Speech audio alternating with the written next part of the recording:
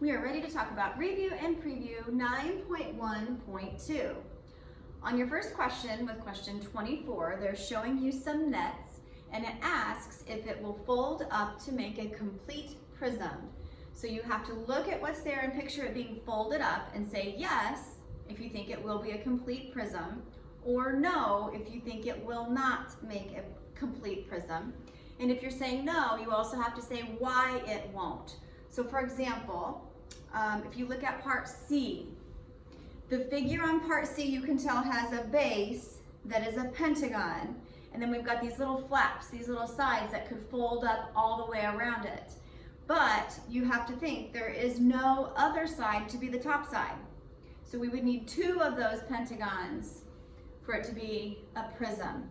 So for part C, I would say no, and my because would be because there are not enough sides, or there is another base that's missing. Either of those would be acceptable for your response.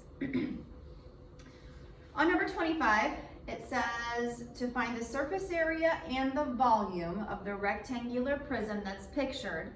So for your surface area, remember that's everything on the outside, the top, the bottom, the front, the back, the sides, everything on the outside. So one thing you could do would be to count the little squares all the way across. And even though there are some on the back that you can't see and some on the bottom that you cannot see, there are some, those ones you're gonna have to count and figure out how many would be there even though you can't actually see them. Remember, things that are inside the figure where the sides are actually touching, we do not count those. All that we count for surface area is everything that's exposed on the outside. For the volume, you can actually count the cubes. You can figure out how many are in that top layer. There should be the same number in the bottom layer. So counting the cubes for volume will work. On number 26, it tells you that two mechanics can assemble 10 bicycles in 8 hours. So that's two people working together, 10 bicycles, 8 hours. So part A asks, how many bicycles could one mechanic assemble in 8 hours? Well, if they're working for the same amount of time, but only one people instead of two, then you need to divide that amount in half. So for part A, take the amount from the rate that they give you and divide by 2. So your answer for part A should be this many bikes in 1 hour. And that's for one person doing the work. For part B, it asks you to use your answer from part A to figure out a unit rate for assembling bicycles. So whatever we have here for part A, we want it to become this many bikes in 1 hour. And this is a mistake. That should be 8. Let me fix that. How many bikes in 8 hours for part A? That's my fault. And now we're figuring out how many bikes in only 1 hour. Since these are going to be equal rates, if I want to go from 8 hours to 1 hour, I have to divide by 8. So I'm doing the same thing up here. With whatever I get for my answer on A, I'm going to divide by 8 to get my answer here. If it helps you, you are welcome to use a calculator. Just a heads up on that part, you are going to get a decimal. So that will come out to be a decimal. On part C, they're asking you for an equation. So on part C, you can remember what we've talked about with the distance formula. Distance equals rate times time. Whatever your rate is, times the amount of time that you're doing that, gives you that distance.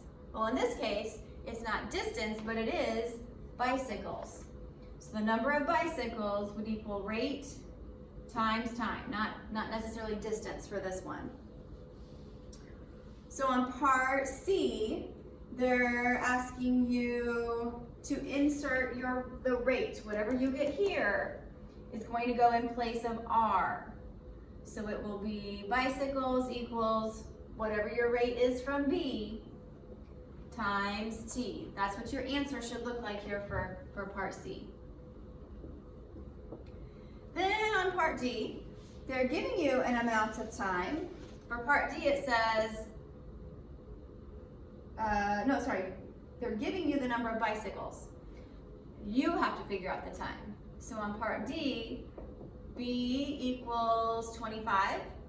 So in your equation, you're going to substitute 25 in place of B, whatever your rate is from up here, times T, and then solve your equation like we've done with inverse operations. On number 27, they're giving you some expressions, asking you to use the distributive property to rewrite those. So remember, on part A and part B, those are set up with parentheses. So on A and B, it's your job to rewrite them without. That means for part A, you're going to distribute the 6. So you would take 6 times 2, and then 6 times 3y. Same for part B, only you're going to distribute the 2x.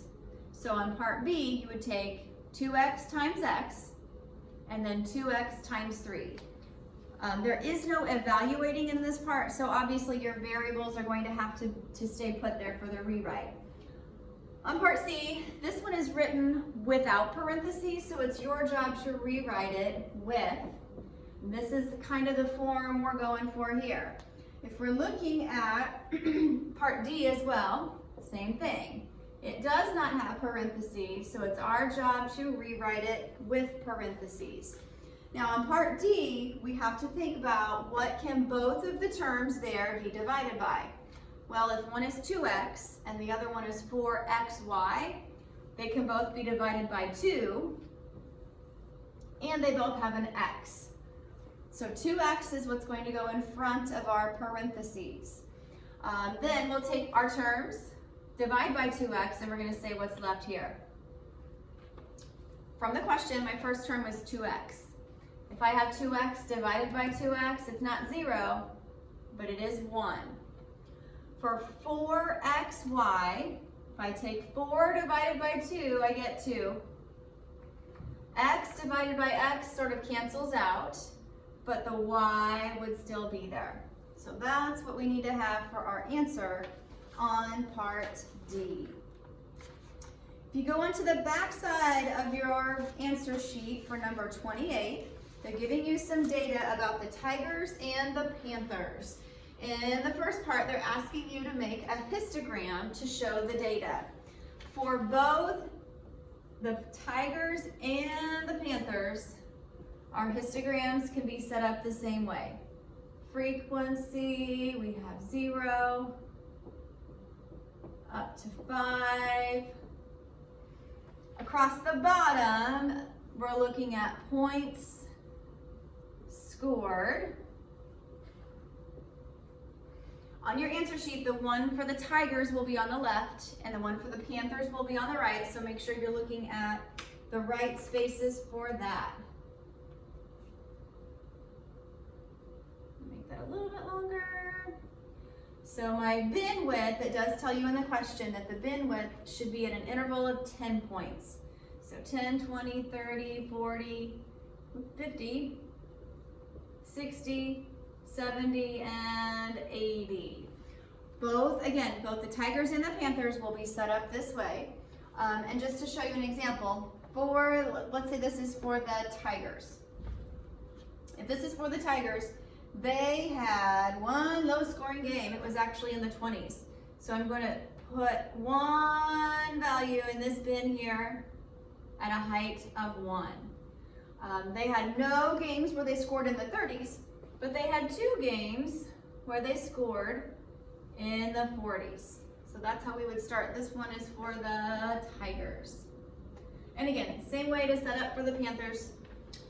Figure out how many are in each of these groups and make those bins that height. For part B is asking you to calculate the mean and the mean absolute deviation. Remember, to get the mean, you are going to add up the numbers and divide by the number of numbers. For each of these, we do have 12. So you're going to add everything together and divide by 12 to get the mean. For part C, it's asking you why was finding the mean not the best measure for the Tigers. So if we're thinking about whether the mean or the median is appropriate, we look at things like, is the data symmetrical? Are there any outliers? So in part C, they're telling you they're asking you why was it not appropriate. So those are things you want to think of. Were there outliers? Was the data symmetrical? Those are the things you can use to answer part C. Now, for part D, they're kind of asking you to interpret the information. It says, write an explanation for which team you think is better. Like, do you think the Tigers are better? Or do you think the Panthers are better? So for part D, to make your decision, you could compare a number of things, and it's up to you how you want to do this. But you could compare their mean. You found the mean for both of them up in part B. You could use the mean to decide which team was better. You could compare their high scores. You could compare their lowest scores. There's really no right answer here. It's right or wrong in how you support your decision or don't support your decision. So again, you could compare the mean, the high scores, the low scores. Any of those will work. Just support your answer.